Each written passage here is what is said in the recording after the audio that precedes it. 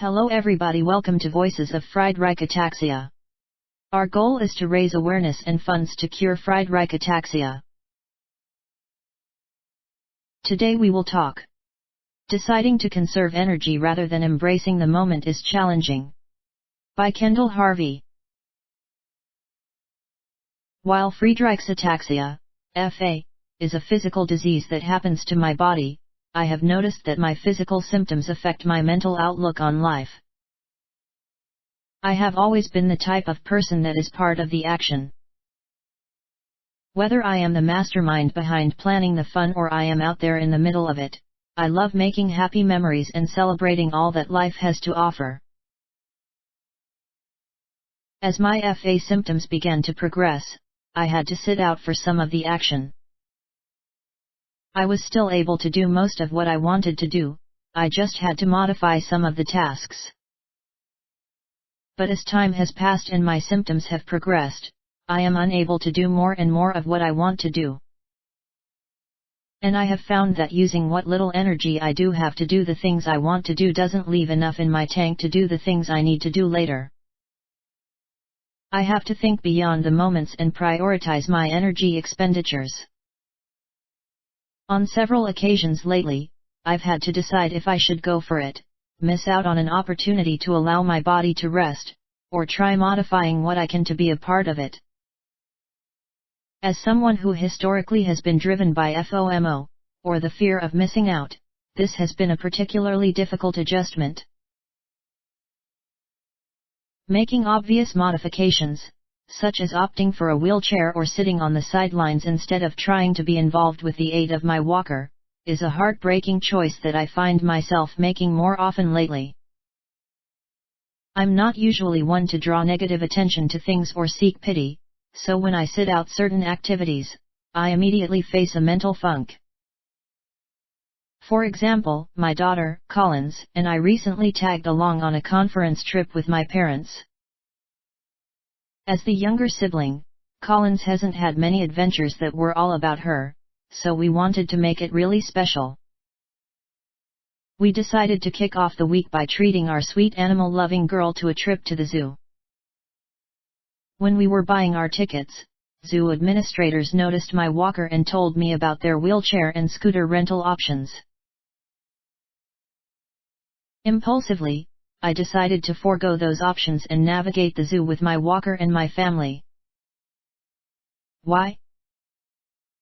When I was deciding, all I kept thinking was, this will probably be my last zoo visit while I'm still able to walk, and I want Collins to have a memory of walking around the zoo with her mommy.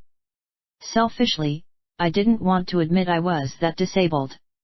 In my stubborn mind, I thought, I am still able to walk, so I should walk while I can. We visited every animal in every corner of that zoo and ended up walking almost 4 miles. Was that a stubborn and avoidable exertion of my energy resources? Probably. Would using a wheelchair instead of a walker have made a difference in my daughter's experience of the zoo? Probably not.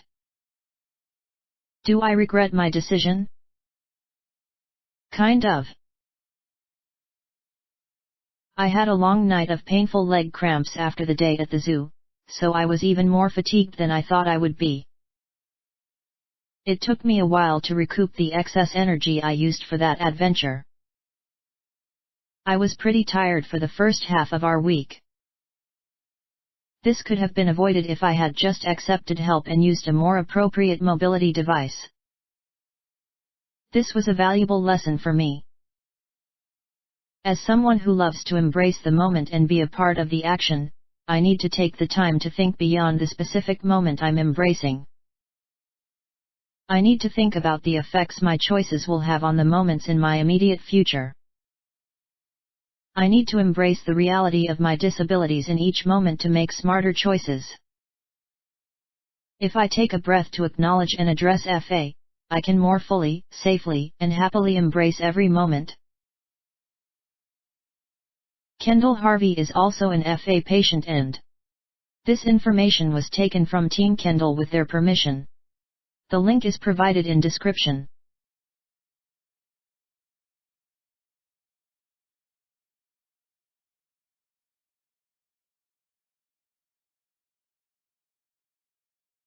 Hello everybody, welcome to Voices of Friedreich Ataxia. Our goal is to raise awareness and funds to cure Friedreich Ataxia. Today we will talk Peripheral Neuropathy by Kendall Harvey. Today, I learned that a new symptom associated with Friedreich's ataxia has reared its ugly head and is here to stay. Peripheral neuropathy. I have been experiencing a lot of new, painful, debilitating, and saddening symptoms in my toes lately.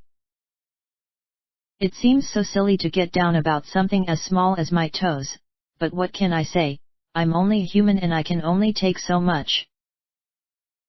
Main takeaways from my appointment with the podiatrist are, the pain and blisters will subside with proper foot care and footwear. The constant cold sensation and cold to the touch, dead purple looking second toes, and overall numbness is here to stay. Peripheral neuropathy is here to stay. So, in addition to my snazzy walker, I will now be sporting circulation-aiding diabetic socks and orthopedic shoes 24/7. By being barefoot. By sandals and Toms. This is not the news I was hoping for today. I am a crying mess. But even in my brokenness, I know that I am His. I am a fearfully and wonderfully made child of God. My God is good. He is gracious, loving, patient, and constant. I will get through this new hurdle with Him and the wonderful village He has given me. What I ask of you are prayers. Prayers that I get through this painful flare-up quickly and find the right combination of socks and shoes. I also ask for grace during this adjustment. Say hey girl, sweet kicks, when you see me shuffling by in my old lady gear. And most importantly, pray that we cure FA. Kendall Harvey is also an FA patient and this information was taken from Team Kendall with their permission. The link is provided in description.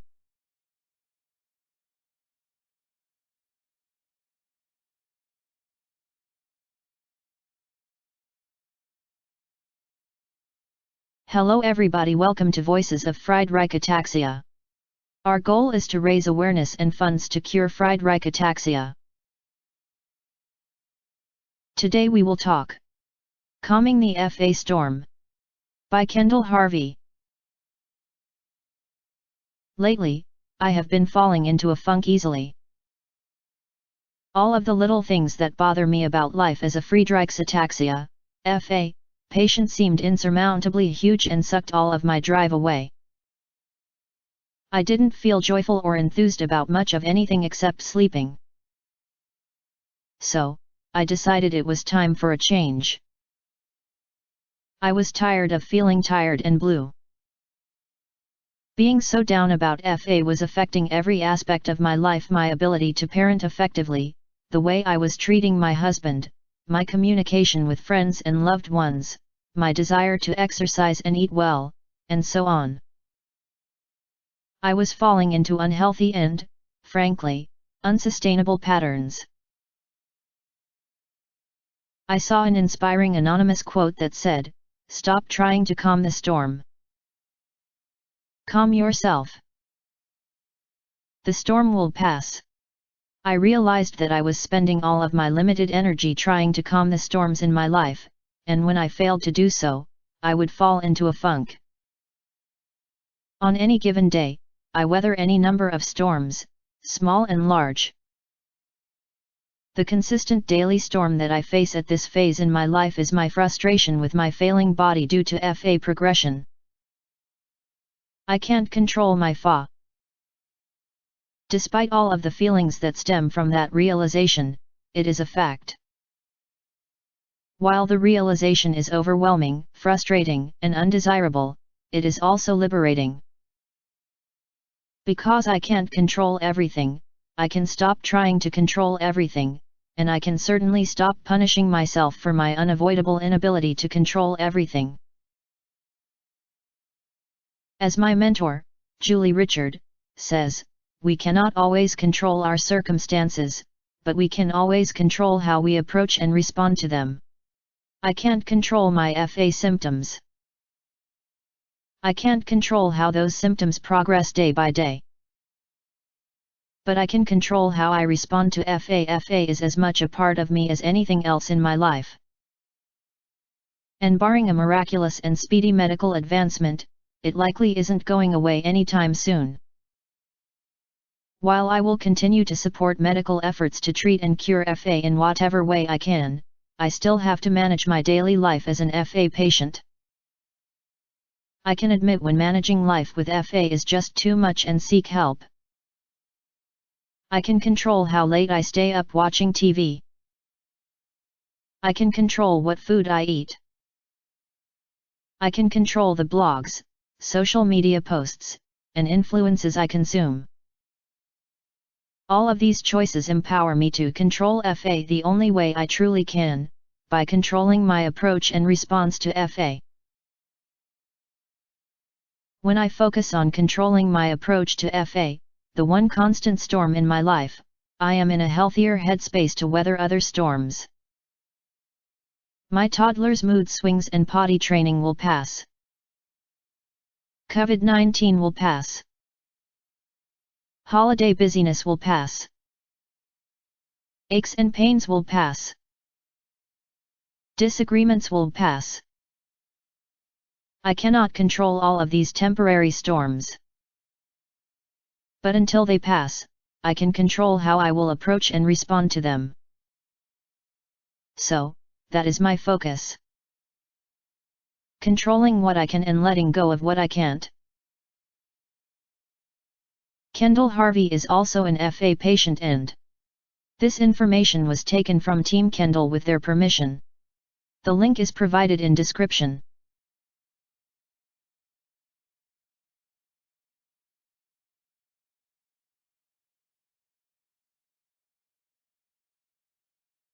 Hello everybody, welcome to Voices of Friedreich Ataxia.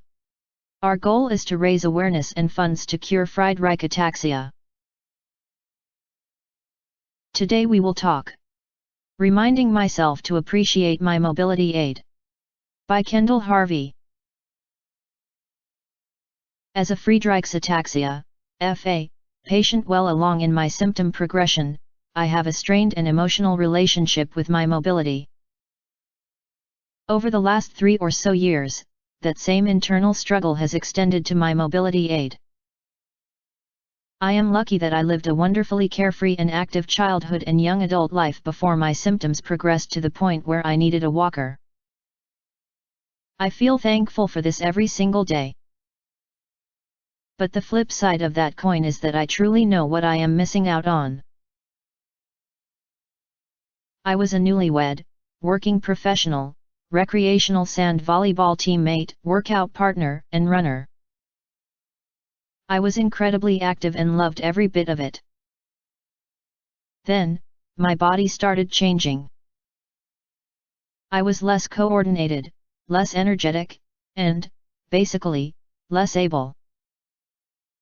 After a medical journey resulting in an FA diagnosis, my life changed.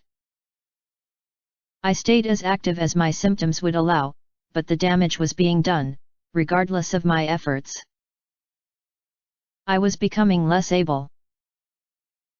I was progressively losing my identity and being forced into a new life that terrified me. Despite the uncertainty of my future, my husband and I decided to bring joy into our world by growing our family. When we welcomed our son, Brooks, I was still fairly normal.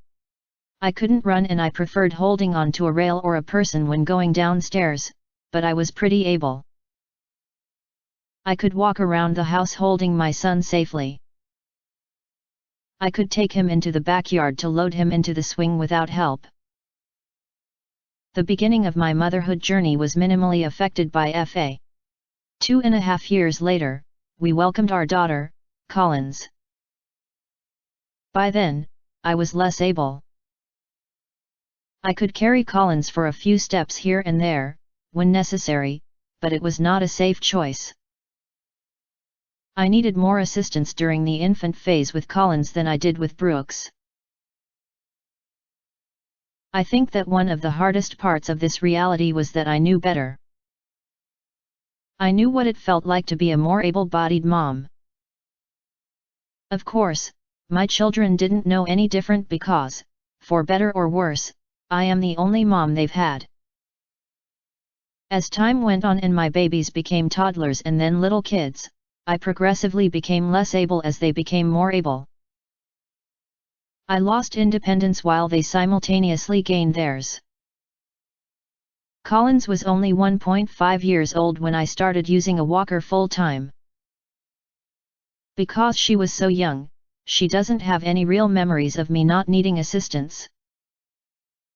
Brooks, on the other hand, was 4, so he remembers.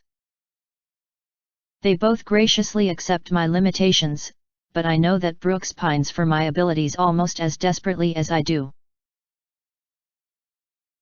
With my walker, and a lot of help from my husband, parents, and friends, I can play a pretty active role in my kids' lives. I am still ambulatory.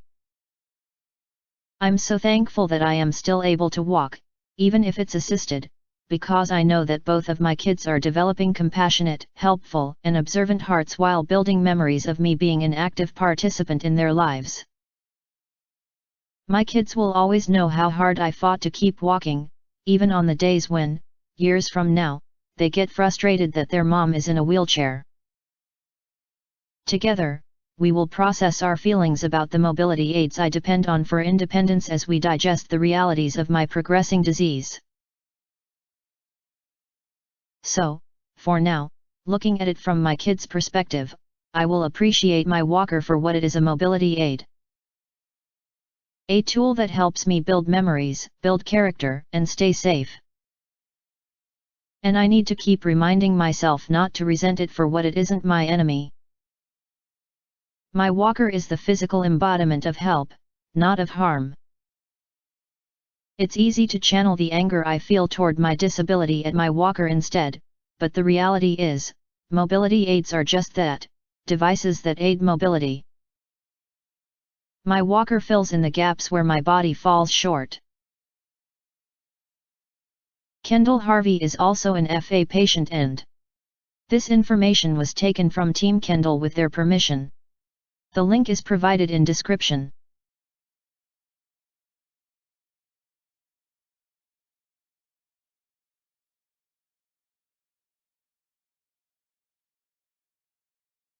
Hello everybody, welcome to Voices of Friedreich Ataxia. Our goal is to raise awareness and funds to cure Friedreich Ataxia. Today we will talk Adventures in Shopping Without the Usual Aid of My Walker, by Kendall Harvey. Last weekend, a situation I dread as a mobility aid dependent person happened.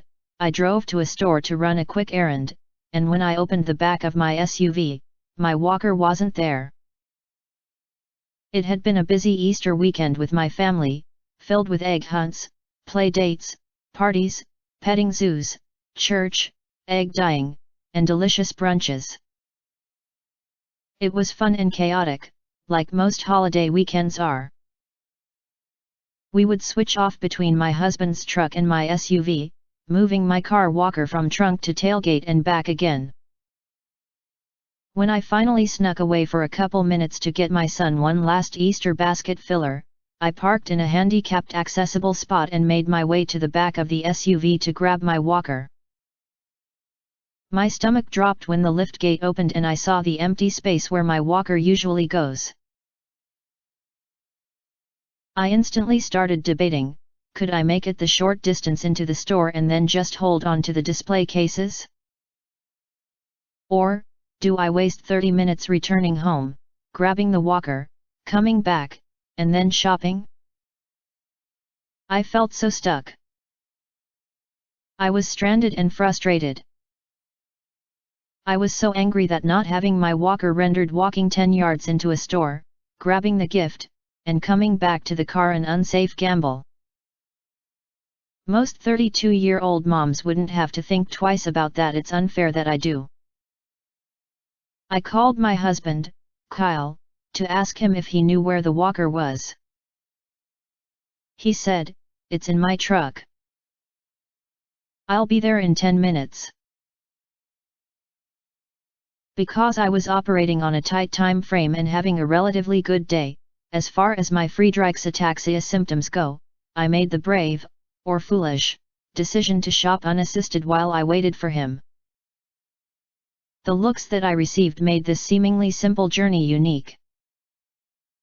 First, 2 ladies around my age passed me when I got to the front of my car. I held on to it as I waited for them to pass.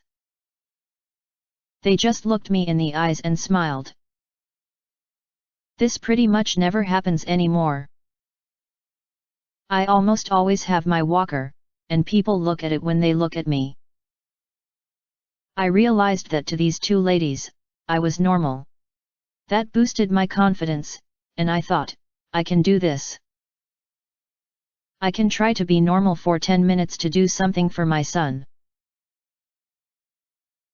As I walked to the store, another lady crossed my path.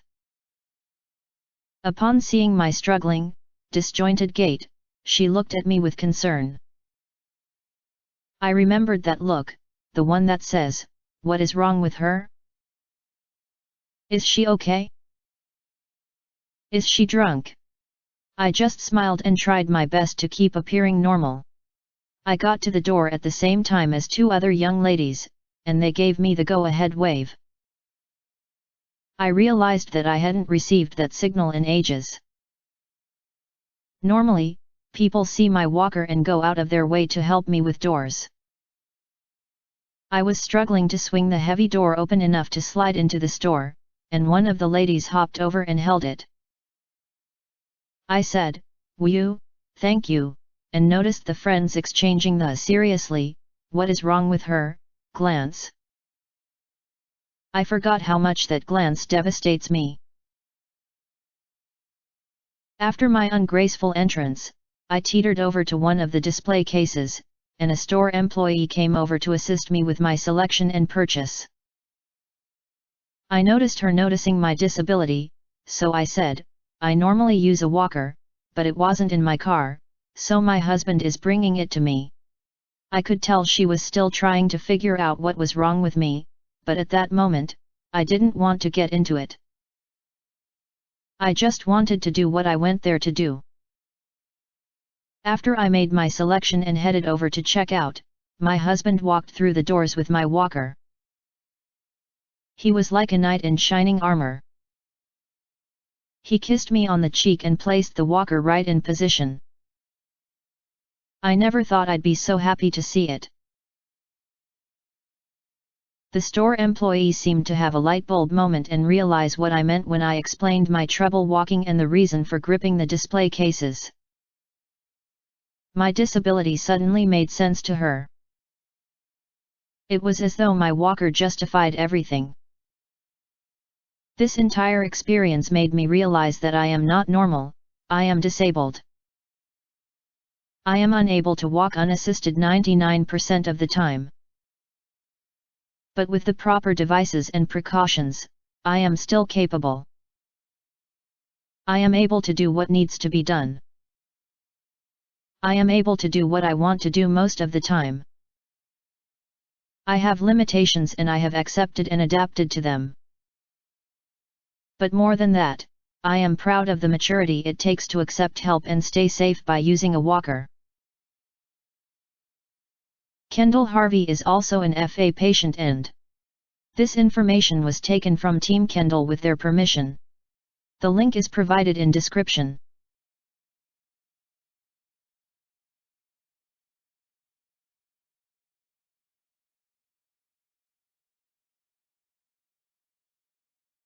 Hello everybody, welcome to Voices of Friedreich Ataxia. Our goal is to raise awareness and funds to cure Friedreich Ataxia. Today we will talk Disabled and Victorious by Kendall Harvey. I felt equal parts disabled and victorious today. I tackled Costco solo. The carts at this Costco are really far away from the handicapped parking spaces. Normally, I just loop arms with my shopping buddy to get to the shopping cart. I can take steps here and there without assistance, but I can't walk that far without help. So, I had to do something I've dreaded. I unloaded my walker, used it to walk to the carts, put my walker in the cart, walked back to the car, unloaded my walker, and then went into Costco to shop. I am, once again, incredibly thankful for my walker. I am sad that my body is failing. I am sad that I can't walk 200 yards unassisted. But, I am proud of myself for not letting that stop my independence. Kendall Harvey is also an FA patient and this information was taken from Team Kendall with their permission. The link is provided in description.